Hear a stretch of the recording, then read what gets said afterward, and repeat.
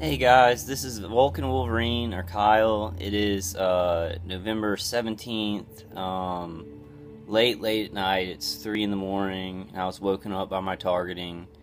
I'm having heavy remote neural monitoring, images, dream manipulation, and ELF. Not too much EHF, because I buffered that. I wanted to go ahead because I'm just sitting around. So I wanted to go ahead and read the patent for microwave hearing, and just get that up. This is off of rinse.com, so it's Jeff Rince who put this up.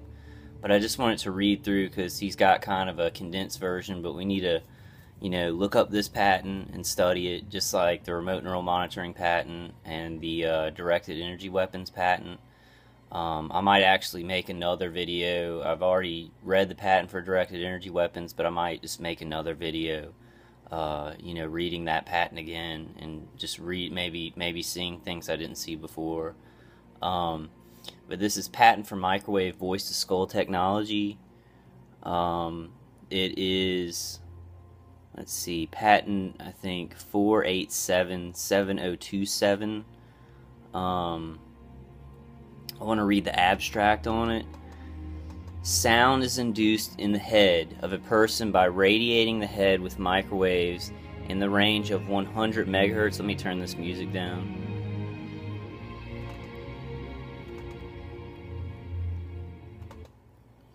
Okay.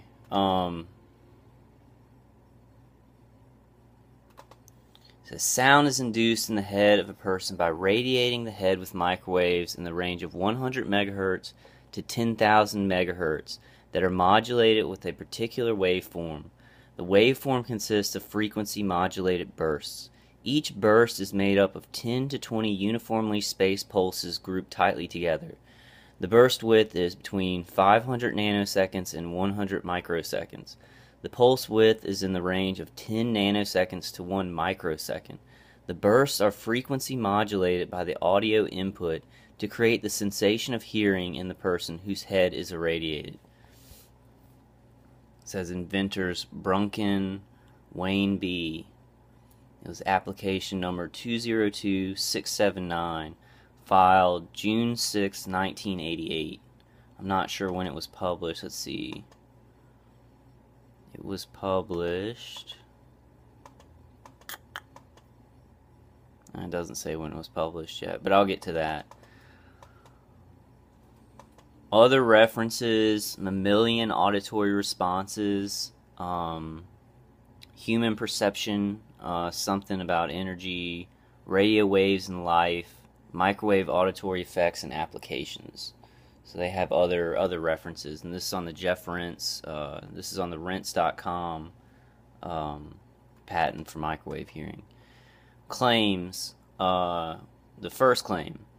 Number 1, apparatus for creating human hearing comprising A, an audio source for creating electrical audio waves having positive peaks, B, a frequency modulator generator connected to the audio source to create frequency modulated bursts, and C, a source of constant voltage to create a voltage standard that is in the range of 25% to 85% of the peak voltage of the audio waves. D, a comparator connected to the voltage source and the audio source to compare the instantaneous voltage of the waves from the audio source with the voltage standard.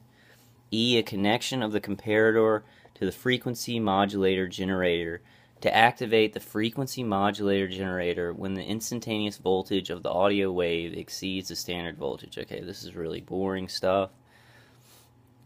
I don't really understand any of that. A microwave generator creating microwaves in the range of 100 megahertz to 10,000 megahertz and connected to the frequency modulator generator, generating microwaves only when pulsed by the frequency modulator generator, and an antenna connected to the microwave generator to radiate the head of a human being to produce the sounds of the audio source. Number 2, apparatus as set forth in Claim 1, wherein the frequency generating range of the frequency modulator generator is 1 kilohertz to 100 kilohertz for bursts and 100 kilohertz to 20 megahertz for pulses within a burst. 3. Apparatus as set forth in Claim 1, wherein the frequency generating range of the frequency modulator generator is 1 kilohertz to 100 kilohertz for bursts and 100 kilohertz to 20 megahertz for pulses within a burst. And the duration of each pulse of the frequency modulator generator is in the range of 10 nanoseconds to 1 microsecond. I'm not really understanding any of that. And then they talk about the apparatus for creating human hearing comprising an oscillator creating an electromagnetic carrier wave at a selected frequency in the range of 100 megahertz to 10,000 megahertz. A pulse generator connected to said oscillator to pulse the carrier with pulses having a width of the range of 10 nanoseconds to 1 microsecond with a minimum spacing between pulses of about 25 nanoseconds. I'm going to skip some of this. Let's see.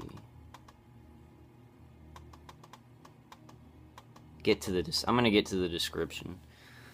The invention relates to a hearing system for human beings in which high-frequency electromagnetic energy is projected through the air to the head of a human being, and the electromagnetic energy is modulated to create signals that can be discerned by the human being regardless of the hearing ability of the person.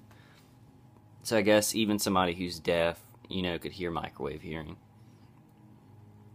The prior art. And they always, like in remote neural monitoring patents, directed energy weapon patents, and this V2k patent, they always call it an art. Like they call this like the machines and what they do, like to remote neural monitor or send frequencies to somebody. It's an art. They describe it as an art, which really makes me sick. Like it really makes me mad. Like destroying a person, sending voices to their skull is an art form or something like that. It's sick. Various types of apparatus and modes of application have been proposed and tried to inject intelligible sounds into the heads of human beings. Some of these have been devised to simulate speech and other sounds in deaf persons, and other systems have been used to inject intelligible signals in persons of good hearing, but bypassing the normal human hearing organs, which are your ears. U.S. patent number 3.629.521 issued December 21st, 1971, describes the use of a pair of electrodes applied to a person's head to inject speech into the head of a deaf person. An oscillator creates a carrier in the range of 18 to 36 kilohertz that is amplitude modulated by a microphone. Science Magazine Volume 181, page 356, describes a hearing system utilizing a radio frequency carrier of 1.245 gigahertz, delivered through the air by means of a waveguide and horn antenna. The carrier was pulsed at a rate of 50 pulses per second. The human test subject reported a buzzing sound, and the intensity varied with the peak power. Similar methods of creating clicks inside the human head are reported in IEEE, Transactions of Biomedical Engineering, Volume BME 25, Number 3, May 1978. The transmission of intelligible speech by audio modulated microwave is described in the book Microwave Auditory Effects and Applications by James C. Lynn, 1978. Publisher Charles C. Thomas.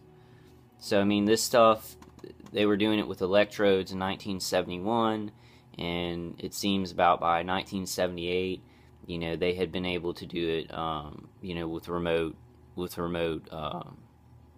delivery mechanisms. Brief summary of the invention. I have discovered that a pulse signal on a radio frequency carrier of about 1,000 megahertz is effective in creating intelligible signals inside the head of a person if this electromagnetic energy is projected through the air to the head of the person. Intelligible signals are applied to the carrier by microphone or other audio source and cause the burst to be frequency modulated. The bursts are composed of a group of pulses. The pulses are carefully selected for peak strength and pulse width. Various objects, advantages, and features of the invention will be apparent in the specification and claims. Brief description of the drawings. So he doesn't show the drawings in this. I'm going to skip that part. Detailed description of the invention. Inasmuch as microwaves can damage human tissue, any projected energy must be carefully regulated to stay within safe limits. The guideline for 1000 megahertz set by the American Standards Institute is 3.3 MW/cm2, 3.3 milliwatts per square meter. The apparatus described herein must be regulated to stay within this upper limit. Referring to Figure 1, I guess this is the diagram of the equipment. A microphone or other generator of audio frequencies delivers its output by wire to an FM capable pulse generator, and by branch wire to a comparator. I hope I'm pronouncing that right. The comparator also receives a signal from the voltage standard. When the peak voltage of the audio generator falls below the standard, the comparator delivers a signal by wire to the FM capable pulse generator to shut down the pulse generator. This avoids spurious signals being generated. The output of the FM pulse generator is delivered by wire to the microwave generator, which delivers its output to the head of the human being. In this fashion, the person is radiated with microwaves that are in short bursts. Like, I'm reading this and it makes me think the V2k is the hardest thing that I've had a hard time buffering it with the plates and the plugs. And I think because it's done in a different way, it's not just a pure microwave signal shot out. It's like it's basically from a microphone to an FM pulse generator. And then this pulse generator, which has pulses, then goes to it like modulates itself so that it's not giving you like up and down audio signals, but it's a steady signal, and then it's turned into a microwave. So I think because of the complication, because it has to go through so many levels, my plates and my plugs do have a hard time because it's so hidden within the microwave signal, because it goes through their microphone, then to an FM pulse generator, then that's modulated and then sent out in a microwave frequency. Where if they're just shooting you with ELF, which is from an actual microwave gun, it's a pure microwave signal created in that gun. It's not going through a bunch of different stages and created like that. I mean, it is going through stages, but it's not exactly like the V2k. So the V2k is a different... It's still microwave, it's still electromagnetic frequency, but it's generated in a more complicated way than some of this other stuff. The microwave generator operates at a steady frequency presently preferred at 1000 megahertz. Presently prefer the pulse the microwave energy at pulse widths of 10 nanoseconds to 1 microsecond. For any one setting of the FM capable generator, this width is fixed. The pulses are arranged in bursts. The timing between bursts is controlled by the height of the audio envelope above the voltage standard line. In addition, the bursts are spaced from one another at a non-uniform rate of 1 to 100 kilohertz. This non-uniform spacing of bursts is created in the FM capable generator. So it's like they'll speak into a microphone, then it goes through this FM capable generator, which I guess spaces the bursts and modulates them so that you're not getting like something that's modulating. It like fixes that, and then it turns it into a microwave to shoot at your head. Let's see.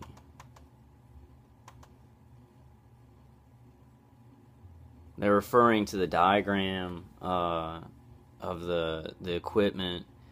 There's illustrated two groups of bursts of microwave energy that are delivered by the antenna to the head of the person. Has a horizontal time axis identical to the time axis of Figure 2, and has a vertical axis that is, in this case, represents the power of the microwaves from generator. At the left part of Figure 3 are a plurality of microwave bursts. that occur on the time axis from the point of intersection of the standard voltage